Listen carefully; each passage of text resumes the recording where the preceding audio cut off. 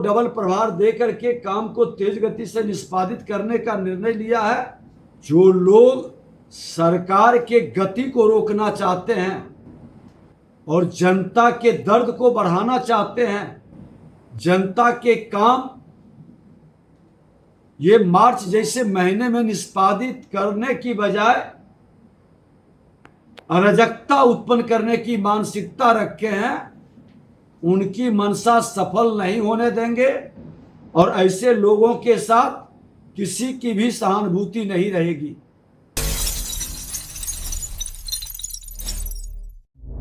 आवाज जनता की। चैती नवरात्रा की महाअष्टमी और रामनवमी के पूर्व संध्या पर सभी बिहार वासियों को हमारी शुभकामना। माननीय मुख्यमंत्री जी का समृद्धि यात्रा का समापन भी आज था और उसके कारण कार्यालय हमने आज खुलवाया भी था।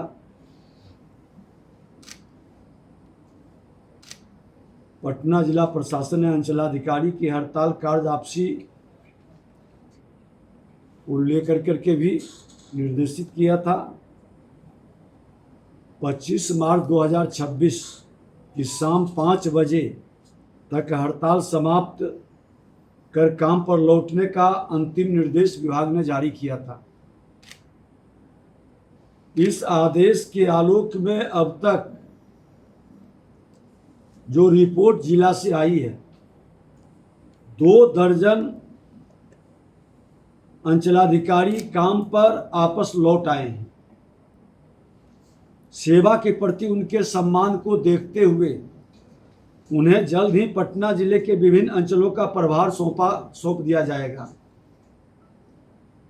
वैकल्पिक व्यवस्था आम जनता के कार्यों में बाधा न आए, इसे सुनिश्चित करने के लिए हाल के दिनों में सेवानिवृत्त हुए अंचलाधिकारियों को कॉन्ट्रैक्ट के आधार पर नियोजित किया जाएगा, जैसा सामान्य प्रशासन विभाग के परिपत्र के अनुसार पहले भी हुआ है। जो अंचलाधिकारी अभी भी हड़ताल पर हैं और जिन्होंने निर्धारित समय सीमा के भीतर योगदान नहीं दिया, उनके विरुद्ध नियमानुसार सख्त कानूनी एवं प्रशासनिक कार्रवाई प्रधान सचिव को निर्देशित किया गया है। प्रशासन का लक्ष्य जनहित के कार्यों को निर्बाध रूप से जारी रखना है और इसके लिए वैकल्पिक नियुक्तियों सभी आवश्यक कदम उठाए जाएंगे। सभी 38 जिलों के अंचल प्रभार का राजस्व सेवा के अधिकारियों को दिया गया है। आज ही पत्र जो 38 जिले हमारे हैं उसमें 46 अंचल है, सदर अंचल, वहां पर हम लोग प्रभार दे रहे हैं और 101 अनुमंडल मुख्यालय के अंचल में भी जो अभी कार्यरत अधिकारी हैं उनको प्रभार दे रहे हैं। लगभग 273 हमारे अंचलाधिकारी और राजस्व पदाधिकारी कार्यरत हैं और हमारे पास 537 अंचल है।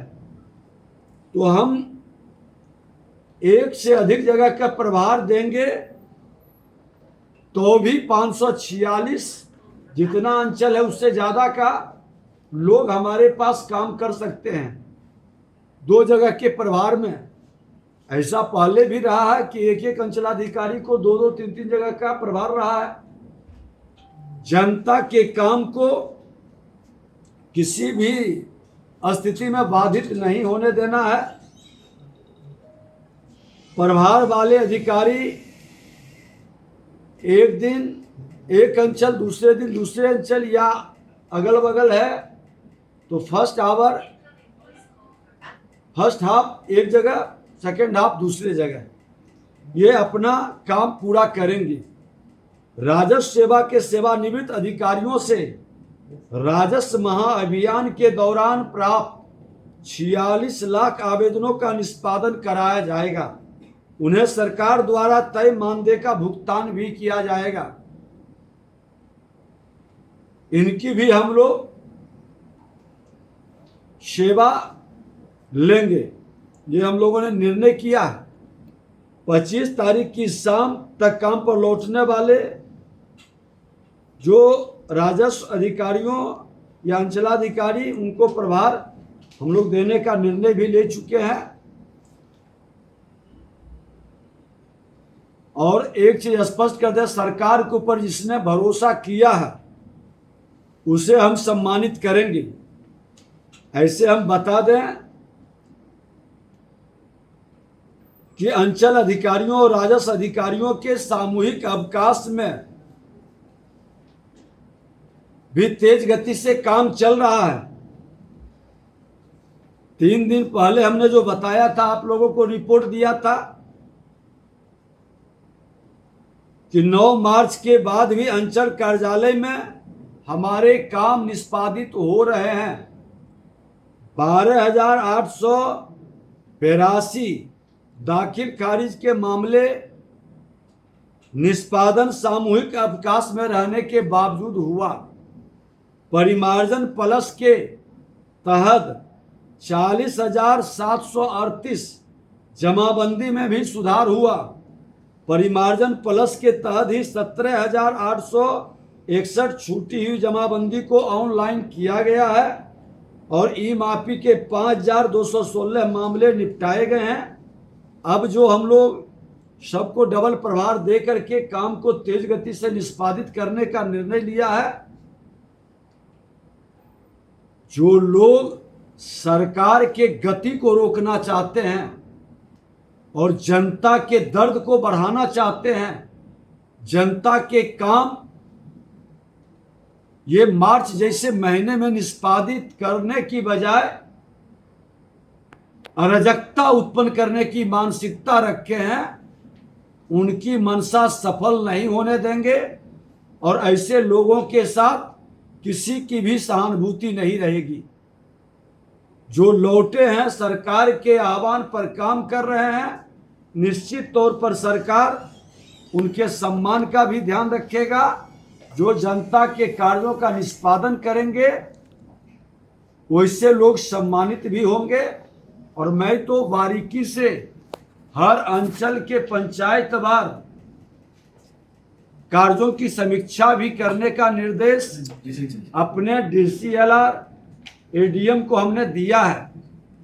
और जिन लोगों को प्रखंड विकास पदाधिकारी या पंचायत समिति को कार्य दिया गया है, उनके प्रशिक्षण का और हमारे जो पदाधिकारी हैं वो भी उनको सहयोग मदद अपने अनुभव के लाभ देकर काम के निष्पादन, खास करके जो परिमार्जन का काम है जिसमें बहुत ज़्यादा लीगल या कानूनी पेंच नहीं है, उसकी निष्पादन डे टू डे हम लोग करें। और हम लोग तो कहेंगे कि इस तरह की जिद हड़ताल का और अराजकता का,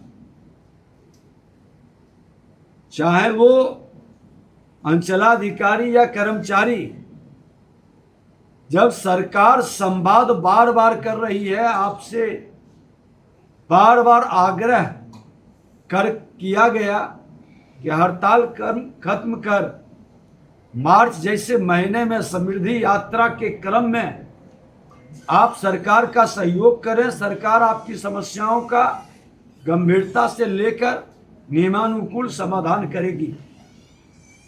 लेकिन अब इसके वैकल्पिक व्यवस्था पर हम लोग भी निर्णय लिए हैं और यह कार्य आगे और व्यवस्थित ढंग से चलेगा। जनता के हित के कार्य को रुकने नहीं देगी। सरकार का यह संकल्प है। नई सरकार की नई पहल में राजस्व भूमि सुधार विभाग अपने लक्ष्य को बढ़ाने के लिए, लक्ष्य प्राप्त करने के लिए जो भी आवश्यक कदम होंगे हम लोग उठाएंगे।